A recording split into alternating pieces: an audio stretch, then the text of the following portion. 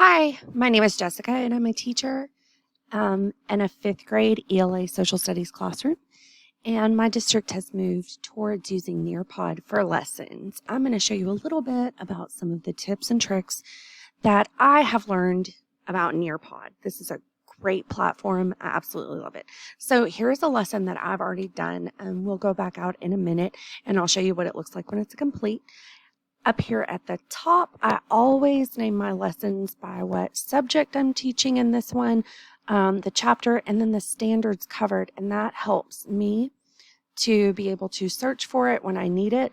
Also, I share it with everyone in my school, so if I have other teachers who teach social studies in fifth grade and they want to find it by standard, they can just look up the standard number. It's really great. The first thing I do when I start a new lesson is create a slide, and I'm going to show you how to do that. You just click on slide, and that's when all of your options become available. What I do is I click add content, and then just a regular slide for this first one. I always put the title of my lesson up here, and then I add all of my I can statements down here, and you can do that by pressing the plus button. Here you can add video, images, and GIFs. And on the images, you can either upload from your computer or it will give you a Google search option. But I just do text to add in my I can statements. You can change your themes on the right side of the screen, which you can't see right now, but it shows up for you. And there are numerous different themes. You can change it to any one of them and go back to the one you want.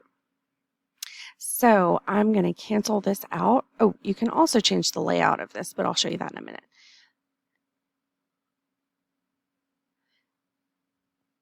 Okay, and here's what that looks like when that's done. So the first slide that the students get to is going to look something like this in a more friendly form. This is the editing version, and there's all of their I can statements.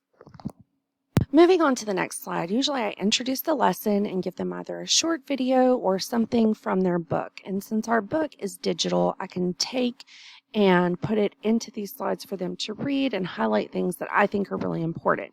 So that's what I've done here, and it just gives them something to understand what this unit is about. One of the wonderful things about Nearpod is that you can add activities.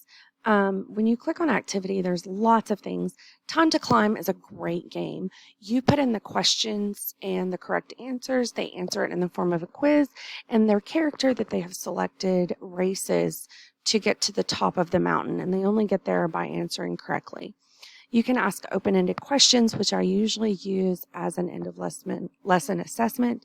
And I post whatever questions I have there or writing tasks. They can type right there, complete the writing task, and submit it to me. Matching pairs is really good. Quiz is also good, but instead of using quiz, I usually use Time to Climb because my fifth graders are very competitive. Flipgrid is great. This gives them an opportunity to answer questions in the form of a video, which tackles those speaking standards. If you scroll to the right, you can also see a Draw It, which I really love. Gives them a brain break and something fun to do. I can post a picture having to do with anything in our lesson and ask them to be creative and draw an aspect of the picture, and it sends it straight to me in real time. Collaborate is one of my favorite slides, which I will show you in just a second. It's where you can pose a question or a picture, ask the students something, and they all provide their thoughts in real time together on little Post-it notes. A poll is great. It's pretty self-explanatory. Fill in the blank is also easy to do. A memory test. And I think that was the last one. Over on Add Content, you will have slides, which is easy for you to post pictures and any text that you want them to see. Vocabulary videos are awesome. If you have not used them before, you need to get on that. 3D Nearpod is fun, especially for science teachers. There's all human anatomy, marine biology, all kinds of things that you can see in 3D format. Peanut simulation is strictly for math and science teachers, but it does give great diagrams for the students to play around with. Field trip is one of my favorite things. At the end of a unit, I will post a field trip for students who have finished early. This gives them an opportunity to visit places that they've seen in their lesson, such as the state capitol, Washington, D.C., places where battles took place, and it's really cool because it's in 3D. So I can take a 3D viewer and let students look at it, and they absolutely love it. There's also a graphing calculator. Here's your BBC videos that will upload straight to a slide. Sway is really awesome. It's a wonderful visual platform. If you haven't used that, you will love it.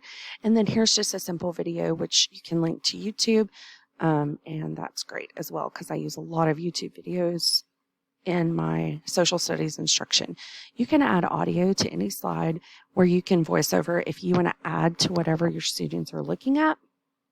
And I do not use live stream Twitter, but I'm sure if your district does use Twitter, that would be beneficial to you. So on my end, here is what a collaborate board looks like. You can choose all your different styles. And for this one, I chose this lovely background. Now the students see this picture, they will be able to click on it and see a bigger option. This is my view, the teacher view. Our title is Great Depression, and I've asked them, after reading about the Great Depression, describe what it was in your own words. And so every time that they type and press enter, there will be a large board, and their Post-it note will come up with their name on it and their thoughts. They can respond to other students. They love working like this, and they can ask each other things. It's really great. Here is an example of the open-ended question, which I use frequently in my lessons. On this one, I have asked them to discuss 3 major things that were causes of the Great Depression and explain how they led to the fall of the economy. To the right, there are some other helpful options, like you can add video, media, any kind of pictures to help them. You can also enable student audio recordings if you don't want to use this as a written assessment. I hope that this has helped you get some ideas for how to use Nearpod. It's very simple. You just add a slide every time. I do mine in chapter form, and I split it up into lessons. So every time the students reach the end of today's lesson, they will see a slide that says congratulations. The cool thing about Nearpod is that you can do it as a whole group with a teacher-led screen, and then if your students are one-to-one, they can follow along on theirs with their student view, or you can have student-led. So when you go back out, here is your lesson. Here's the one I was just showing you, and you can choose live lesson or student-paced. When you choose to open a lesson, it will generate a code. You can give the students the code, or you can just share the link with them in Google Classroom. They can click straight to it. They will be able to choose a username that will show up as they work, so you can follow along with their work in live time. Now on Nearpod, this is not like Kahoot. I really need to see what's going on and be able to assess them throughout the lesson, so I asked them to use their real first names during the session.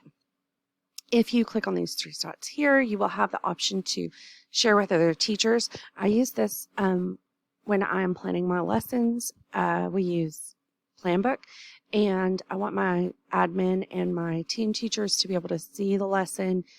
So I'm able to click here and then generate a code. The top code allows them to preview only and use it. The bottom code allows them to edit it, and then you also have these other options. Again, if you click on the 3 dots, you can add to your school library, which is really convenient for other teachers who may come in and need these, your team teachers. If you're sharing work with them, that is a really great option. Over here on the left, you have your school library, which you have added to, and anyone else in your school, and then the district library, they add things that will be of help to you. You are also able to look for other lessons, and you can search by your standard, which is really great. Other people have created lessons. You can search by your state and then your specific standard and see what other people have done and use those lessons as well. It's a really great platform, and I encourage teachers to use it. I hope this has been helpful. Thanks.